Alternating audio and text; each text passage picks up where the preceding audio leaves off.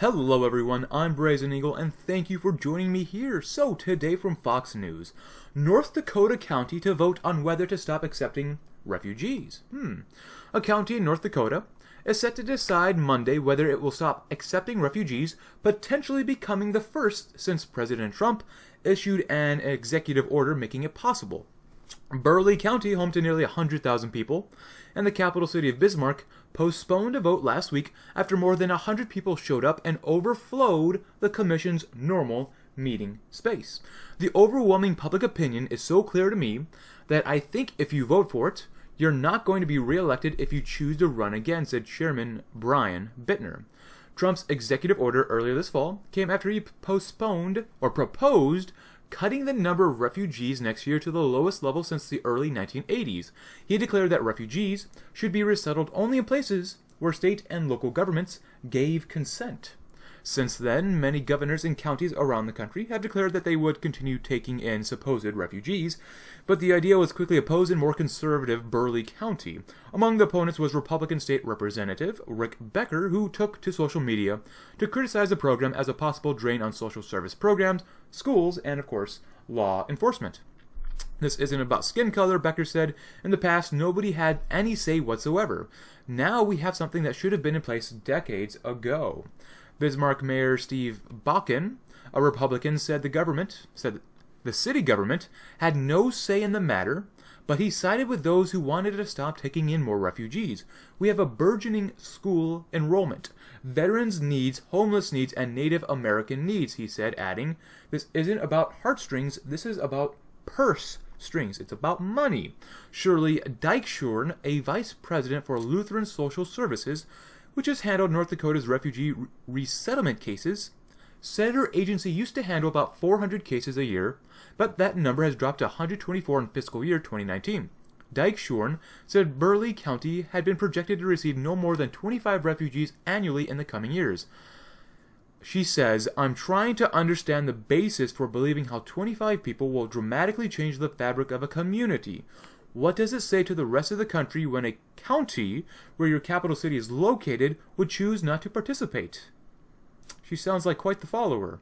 The Lutheran Immigration and Refugee Service, which has worked with Lutheran Social Services, was one of the three national organizations suing to block Trump's executive order.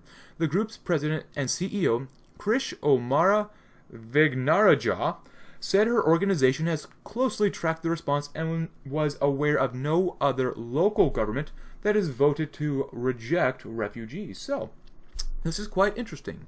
Now, I obviously don't know the results of this yet because I'm recording this before the vote takes place. But a county in North Dakota might actually tell the government that they don't want any more refugees, especially coming from third world countries. Now, I'm sure some would claim that this is racist. I would disagree. Some might say that this is discriminatory. And you know what? It absolutely is. And that's okay. Discrimination is a part of life you will never escape. Now, these potential refugees might be great people. Who knows? Maybe they are the best people on earth, but we don't know. But what we do know is that the government shouldn't be forcing regular Americans to pay for other people that they don't really care about. You know, why should the government tell you to accept new people into your town or city at gunpoint? If anything, Americans should get together, maybe organize to tell the government to stop letting in people from third world countries that we don't want. Now, what benefit do these supposed refugees bring? You know, maybe some have specialized skills, or maybe some specialized talents, or something like that. Maybe they could add their food to American cuisine, but most of them probably don't have specialized skills or things that we really want. And when you add people from drastically different cultures, does that make a country stronger or weaker? Naturally, and most of the time, actually I would say probably the majority of the time, it makes your country weaker, especially socially weaker, especially in the 21st century. The push for cultural diversity and ridding ourselves of assimilation will fracture, of course, any nation. But what if these supposed refugees have children, or maybe even, procreate here in the United States? Then their children will probably learn English, but probably won't turn out to really be Americans. Now let me tell you as someone who's in the classroom. In education, the push is not for assimilation. If anything, teachers are told to emphasize the culture of whatever group each and every child is a part of, except if they're, traditionally American. If you have a child who's from Peru, you teach them about Peruvian history and culture and education.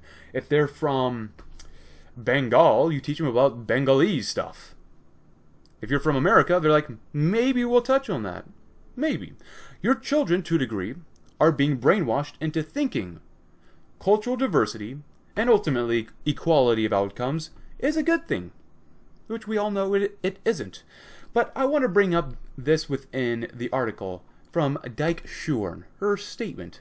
I'm trying to understand the basis for believing how 25 people will dramatically change the fabric of a community. Oh, Dyke Shorn, you are ignorant. This person, has never examined or studied history. This female knows nothing. She has never truly questioned her beliefs or looked at other people's perspectives. Look, and you know what? I actually understand her perspective.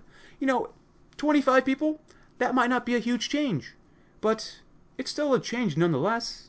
And if you accept supposed refugees now, then what are you going to say about future refugees? You will most likely accept more if you accept them now. What starts out at 25 could maybe be 100 next time. Maybe 150, 200, 250, 500, 1,000. Why stop? You gotta think long term. And lastly, just look at the rest of her statement with her question.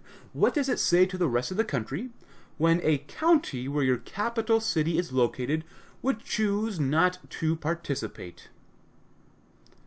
She just wants to be part of the other cities that accepts people from drastically different cultures. Just because some other people do something, that doesn't mean it's necessarily a good thing to do.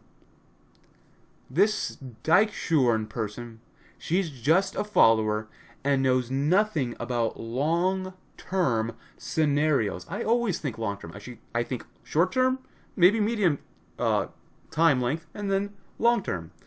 But you know what? It's good to see that maybe people can give consent whether they want to accept other people or not. But this is merely a first step. We'll see what happens in the future. And if we don't want any more of this, well then, it'll only stop when men get organized and, of course, put an end to it. But I understand.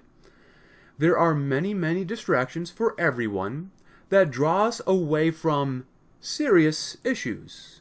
But like I said earlier about Dyke Shorn, most people are not ready to have their shallow beliefs challenged. It's tough to have your beliefs challenged. But society is only going to get worse until we have a major crisis. Regardless, thank you very much for watching. I'm Brazen Eagle, and I hope you have a great, great day.